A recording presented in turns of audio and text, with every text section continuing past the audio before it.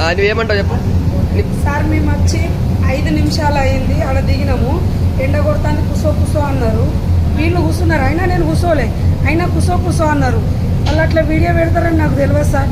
10 నిమిషాలలో సార్ మాకు కారు పంపించిండు, లోపలికి తీసుకొచ్చిండు. మాకు భోజనాలు అన్నీ ఏర్పాటైనాయి. మోడీ గారు సార్ కూడా అటు కూర్చున్నారు, మేము ఇటు కూర్చుండి తిన్నాం.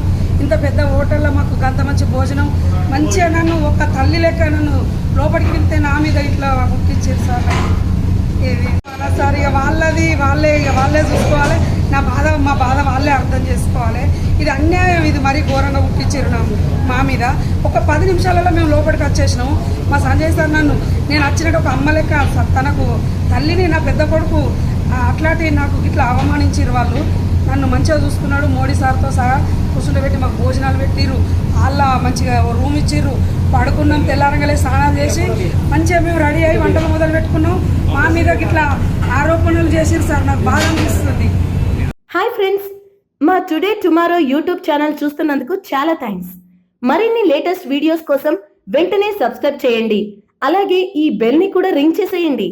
మా నోటిఫికేషన్స్ అన్ని మీ మొబైల్లో వస్తాయి.